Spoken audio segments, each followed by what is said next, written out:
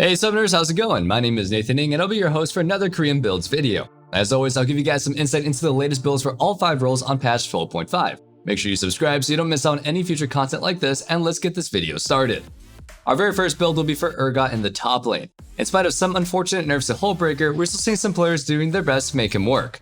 The most notable feature on this build is that of the mythic item, and it uses Prowler's Claw. With such an aggressive mythic item purchase, he's able to deal even more damage. Prowler's Claw allows Urgot to stay on his main target, and the extra damage it provides makes it easier for him to get his opponents low enough to engage with his ultimate. For his runes, run Press the Attack, Triumph, Legend Tenacity, Last Stand, Bone Plating, Overgrowth, Double Adaptive Force, and a defensive rune. Press the Attack activates nearly instantly with his W, and combined with Prowler's Claw, gives Urgot some deadly burst damage to work with. For his items, build Hullbreaker, Defensive Boots, Prowler's Claw, Blight Cleaver, Death's Dance, and Guardian Angel.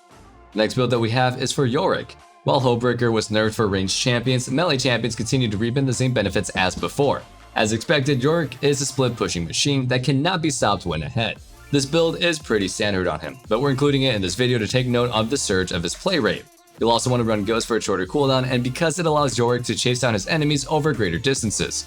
For the runes, run Conqueror, Presence of Mind, Alacrity, Last Stand, Bone Plating, Overgrowth, Attack Speed, Adaptive Force, and a defensive rune of choice. The items are Hullbreaker, Defensive Boots, Divine Sunderer, Death's Dance, Gargoyle Stoneplate, and Guardian Angel. With the setup, Yorick is nearly unkillable while dealing very high damage, especially to turrets with the help of a dedicated split pushing item. Enemies are forced to deal with his immense side lane pressure, and if they don't, he can quickly make short work of his enemy turrets, inhibitors, and even Nexus. If you want to learn more about split pushing, whether it's improving on your own or learning how to deal with it, make sure to talk to one of our coaches at ProGuides.com. They're great, and I promise they can give you some solid insight into the game to help you improve. That covers the top lane build, so we put a recap on them one last time for you guys to see. Now let's talk about the jungle. For the jungle builds, we'll start with Zack. AP Zack has always had his moments, and this time he's here with an updated build for Season 12. Aside from his lethal crowd control, he's able to put out some impressive damage with the help of some aggressive itemization. Zack jumping out of nowhere to kill you is quite scary, but the fact that he's able to 100-0 an enemy makes him outright oppressive to play against. When snowballing and ahead, this build does wonders as enemies have very little they can do against a champion that can CC lock and easily kill them. For his runes, run Conqueror, Triumph, Tenacity, Last Stand, Magical Footwear, Cosmic Insight, Adaptive Force, Armor, and Health. Running Conqueror, you're able to jump in and very quickly build up his stacks with a quick combo. After maxing it out, you'll benefit heavily from the bonus sustain and extra damage alongside Zack's blob healing. The items are Riftmaker, Defensive Boots, Deadman's Plate, Force of Nature, Demonic Embrace, and Sonya's Hourglass. Throw in Riftmaker for even more sustain, and you end up with a tank that thrives off the chaos that he can create. As he deals more damage, Zack ends up making himself even more difficult to kill. The next build is for Lilia. As she's gaining popularity in Korea, it's a good time to talk about what players are building on her. Last buffed on patch 12.3, players have slowly taken to the increased sleep duration on her ultimate in the early game. For runes, use Conqueror, Presence of Mind, Tenacity, Last Stand, Water Walking, Celerity, Double Adaptive Force, and Armor.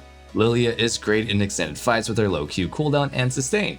Her items are going to be Riftmaker, Ionian Boots of Lucidity, Sonya's Hourglass, Demonic Embrace, Deadman's Plate, and Force of Nature.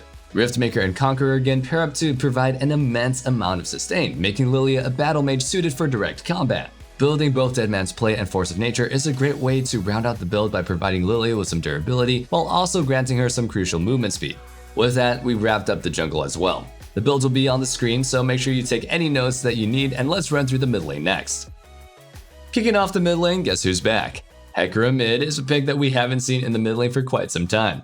While he's certainly had his moments in the top lane due to his insane combat power, the shorter mid lane makes it much more difficult for Hecarim to take optimal fights. That being said, players have started playing him more with the discovery of a new build and playstyle. You'll want to run Ghost and Ignite, as the movement speed from Ghost can act as an increased Hecarim's damage output directly, while also letting him stay on top of his targets to spam his Q on. For his runes, take Predator, Taste of Blood, Eyeball, Ingenious Hunter, Water Walking, Nimbus Cloak, Double Adaptive Force, and a defensive rune.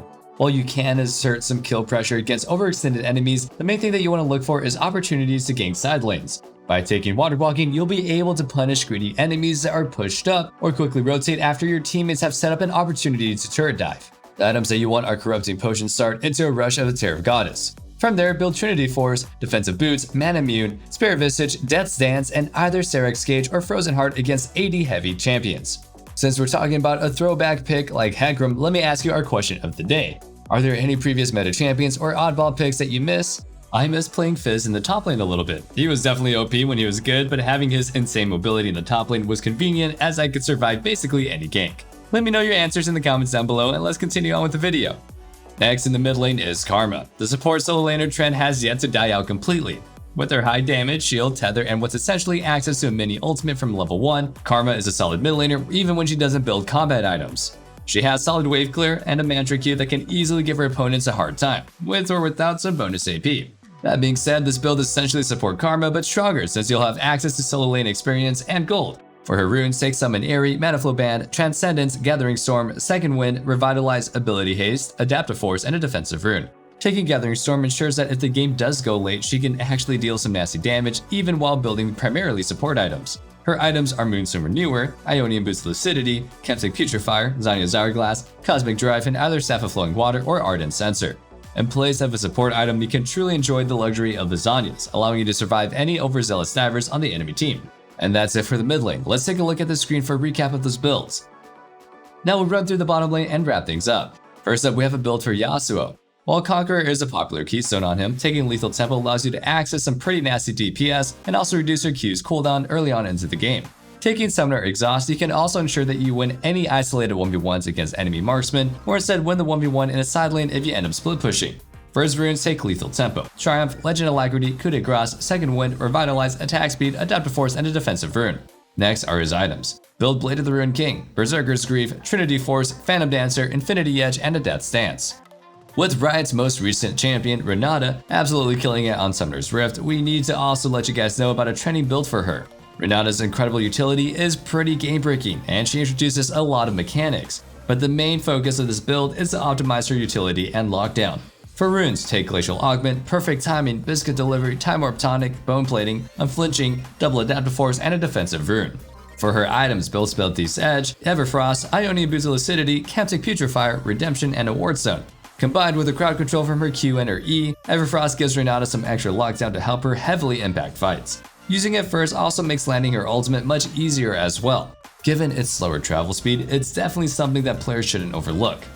Finally, we have a bottom lane combo that I'm pretty sure a lot of players will not be happy to play against. Following some changes intended to increase support Seraphine's strength, she is seeing some more play in the bottom lane.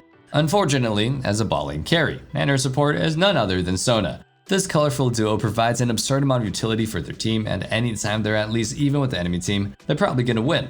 With immense shielding, healing, movement speed bonuses, and even crowd control, these two makes team fighting and skirmishes nearly unlosable. For Seraphine's rune, take Summon Airy, Mana Flow Band, Transcendence, Gathering Storm, Biscuit Delivery, Cosmic Insight, Double Adaptive Force, and a defensive rune. Her items are Leandri's Anguish, Ionian Boost Lucidity, Kemtic Putrefier, Archangel Staff, Cosmic Drive, and Rabadon's Death Cap.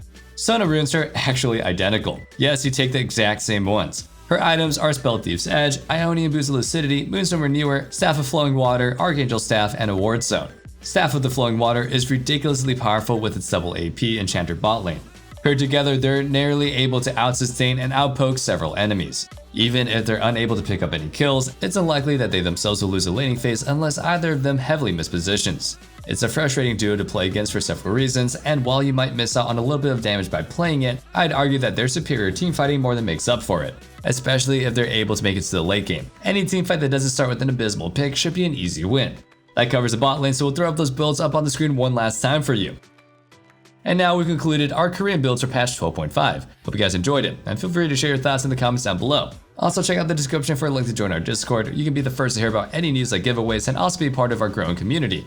Until next time, stay safe, stay healthy, and have a wonderful day. Peace.